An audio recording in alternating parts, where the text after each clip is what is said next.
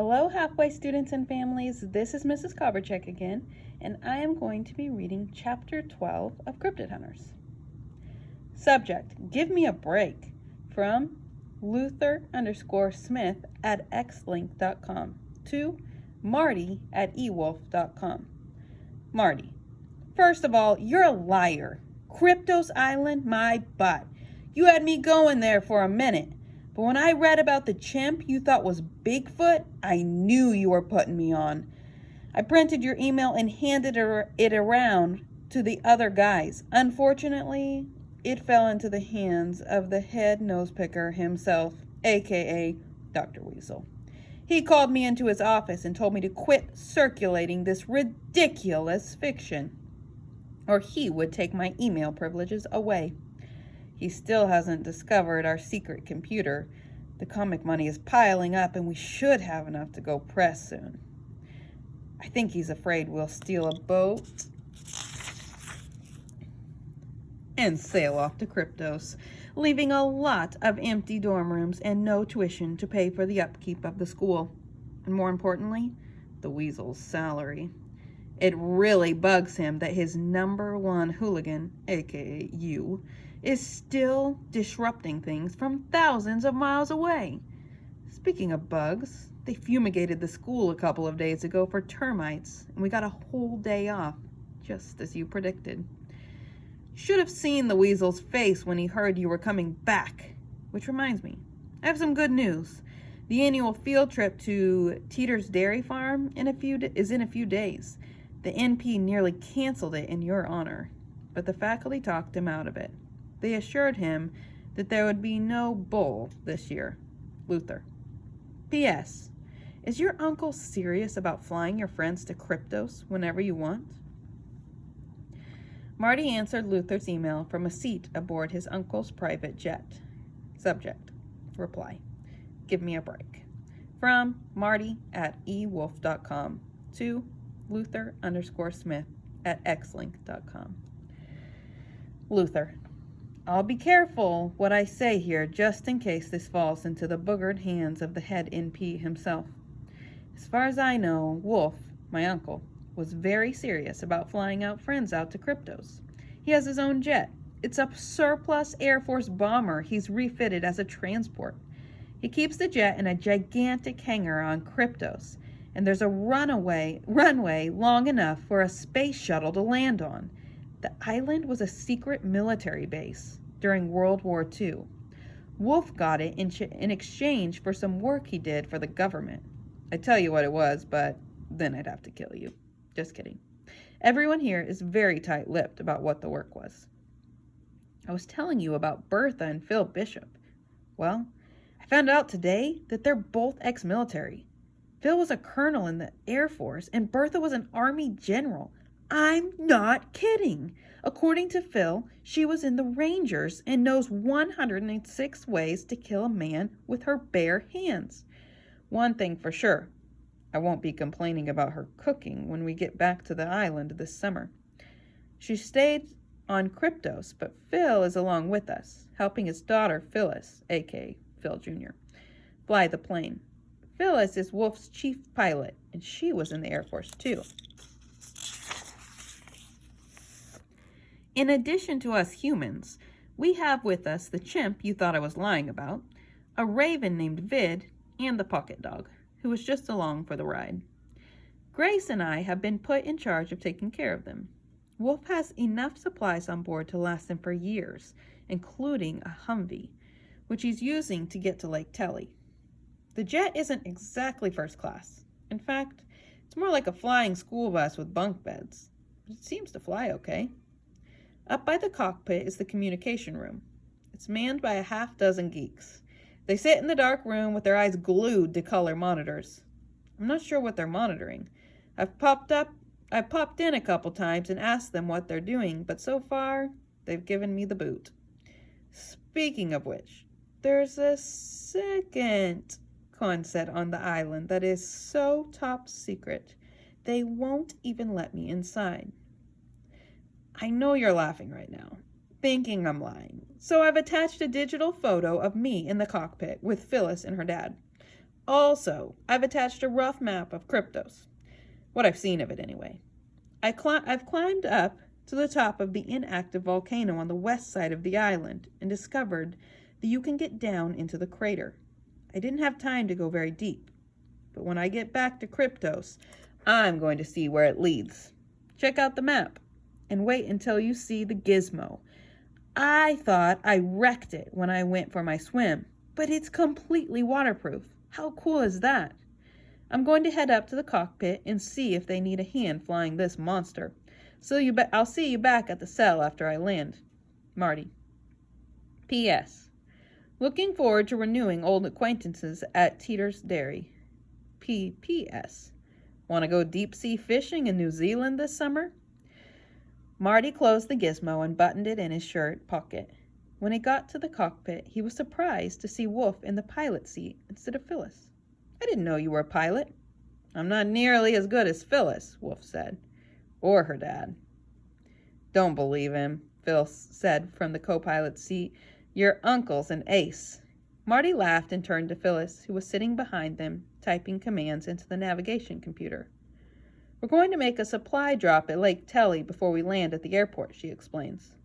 It'll save Wolf and Laurel from having to haul everything in on their backs.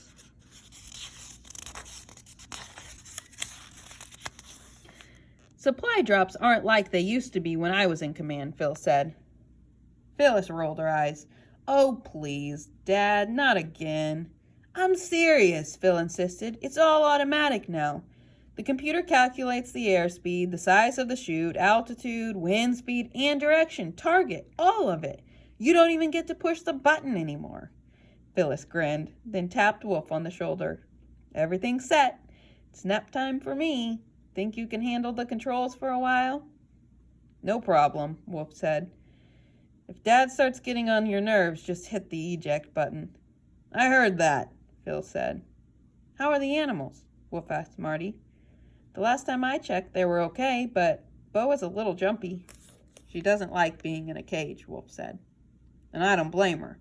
We'll make it up to her when we get to Lake Telly. Marty stayed for a while, then wandered down to the galley to get something to eat. This airplane feels as if it's going to shake itself apart. My cursive looks like it was written with a palsied hand, and every time I try to talk to Laurel, she's with someone. We'll be to the Congo soon, and I'll have missed my opportunity. I should have talked to her back on Kryptos when I had a chance. Back to Fier du Jour. Number 99. Spiders with their 88 spindly legs, their webs sticking to your face and hair, fangs that desiccate insects, bundling the dead in cocoons for lean days. Number 100. Broken bones, especially in my left hand, the one I write with, the one I'll do surgery with when I become a doctor. Number 101. Escalators. Being pushed down from behind or somehow being sucked down with the bottom step as it disappears into the floor. I'm not sure what good this is doing me. Number 102. Smothering. I might want to move this one a little higher on the list. Maybe as high as... Marty found Grace sitting at the conference table scribbling in her moleskin with PD on her lap. She was wearing her school uniform. Marty was wearing a pair of cargo pants Wolf had found for him, an old baggy shirt, and his baseball cap. He didn't want to disappoint Dr. Weasel when he arrived in Switzerland. You writing a novel? He asked.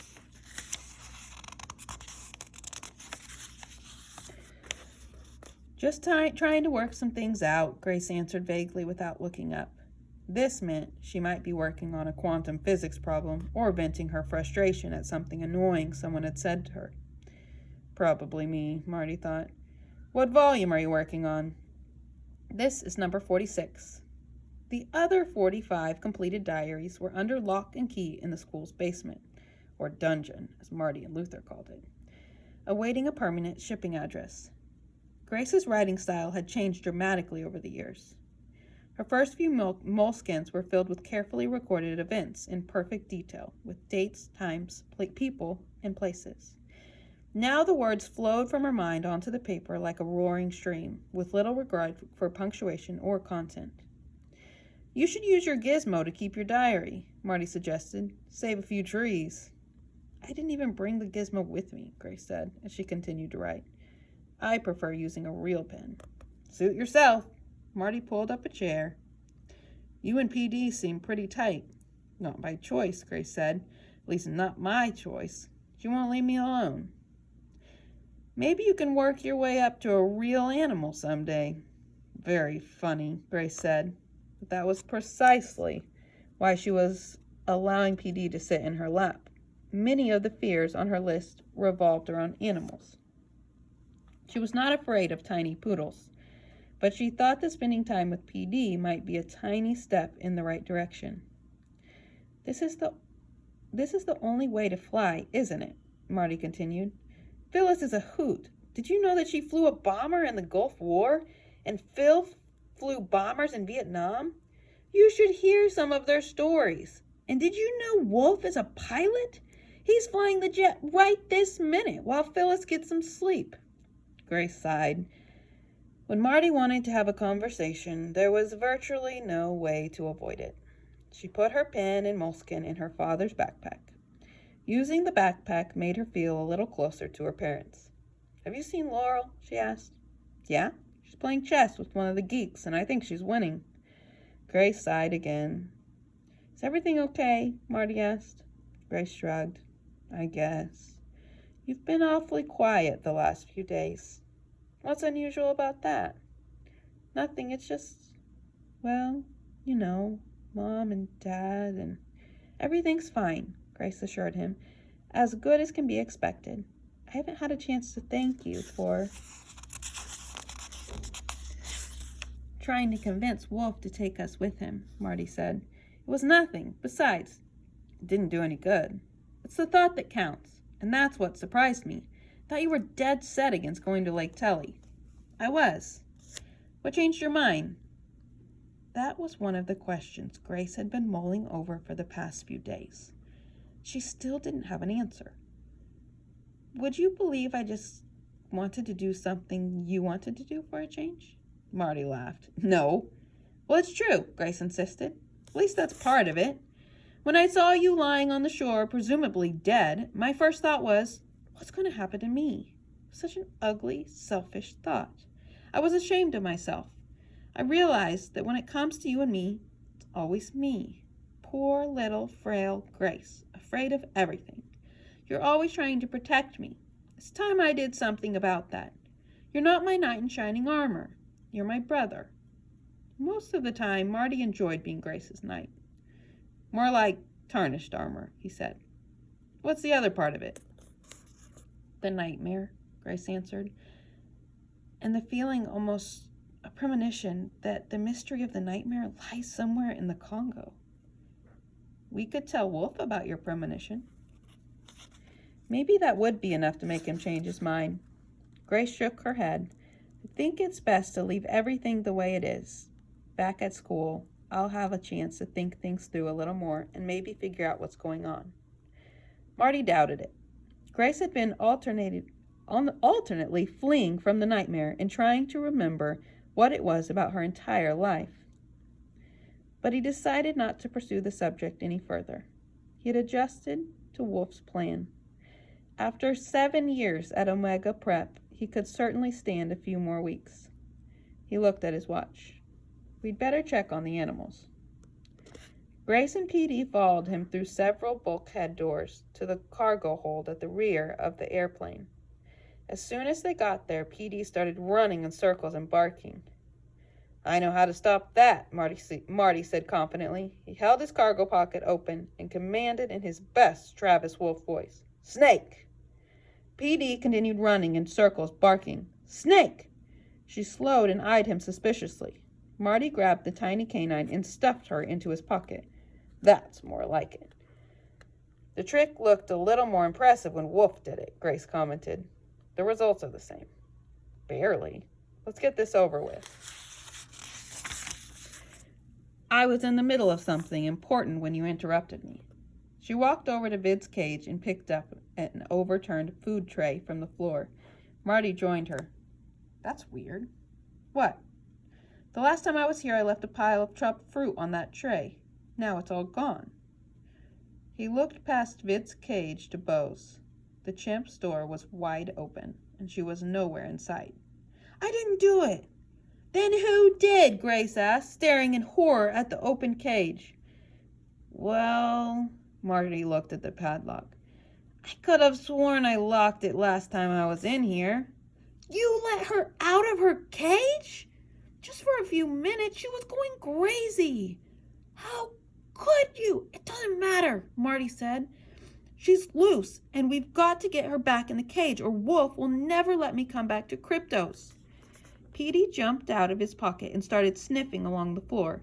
She's onto something. Follow her. I'll close the cargo door. We won't want Beau running amok in the main cabin. Maybe we should get help, Grace said. Don't worry. I can handle this. Grace wasn't so sure, but she didn't want to get Marty into trouble with their uncle. Reluctantly, she followed the mini bloodhound deeper into the cargo hold and watched in surprise as PD disappeared through an open hatch in the floor. Marty came up behind his sister very, very quietly. Boo! Grace nearly jumped out of her school uniform. Marty laughed. Payback for the library. That's not funny. Yes, it is. What are you doing? Petey jumped down this hatch. The opening was just big enough for a human to fit through, or a chimp. Marty got down on his knees and listened. He heard a faint hooting. Unless PD can imitate a chimpanzee, I'd say our fugitive is somewhere below. I'll get some fruit and see if I can't tempt her out. He headed to the galley, leaving Grace to guard the hatch. Grace did not like dark, confined spaces. In fact, they were number 39 on her list, which was why she was considering climbing down the hatch. I took them on one at a time, Laurel had said. Chimpanzees were not on the list, but Beau was. Grace was convinced that Beau did not like her. Perhaps I can take on 2 fears at a time, she thought. Imitating Laurel, she closed her eyes and started taking deep, even breaths, while she imagined herself climbing down through the narrow opening into the darkness. Her skin became clammy with perspiration. Her mouth turned to parchment. She felt her legs tremble. Go, she told herself. If you wait any longer, Marty will return and pop down the hole like a rabbit, and you'll have missed your chance to conquer number 39. She descended a short aluminum ladder and found herself in a compartment the size of a long closet, with very little headroom. Remarkably, it wasn't nearly as terrifying as her imagination had led her to believe. The warm air was thick with the oily smell of fuel and machinery, which was far from pleasant, but if she concentrated on her breathing, she found she could endure the confinement. Beau was at the far end of the compartment, straddling a round cylinder 8 or 9 feet long and at least 6 feet around. That appeared to be covered with some kind of mesh. She was holding PD in the crook of her arm. What are you doing, Beau? Beau glanced up, gave Grace a quiet hoot, then went back to work. It looked like she was trying to unravel the mesh around the cylinder. Are you there? Marty called down the hole. He was wearing his father's backpack, which he had grabbed from the conference table to carry the bananas, apples, and pears. The camp stove and moleskin were in it, as well as the Frankenstein monkey. Yes, Grace yelled. And Beau's here too. Bring a flashlight. She scooted closer to the busy chimpanzee. Marty knew all about number 39, and he was shocked that his sister had gathered enough courage to climb through the hatch with a chimp below.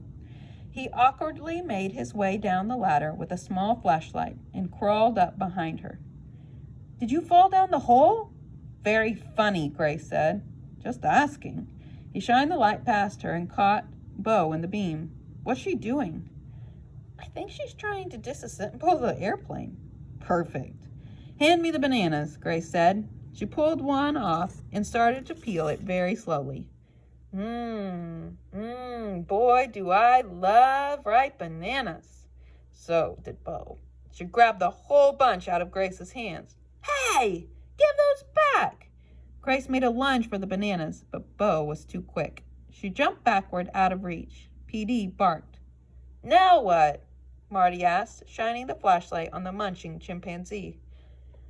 Guess we'll just have to wait her out. She'll get hungry. Not with 6 pounds of bananas in her hands. Good point. Maybe we can get them away from her. Grace crawled slowly toward her with Marty right behind. Bo clutched the bananas to her chest. I don't think this is going to... A green light came on, followed by a loud alarm. What's that? Uh-oh, Marty said. It's all automatic now. The computer calculates the airspeed, the size of the chute, altitude. I didn't do it! The floor beneath them disappeared.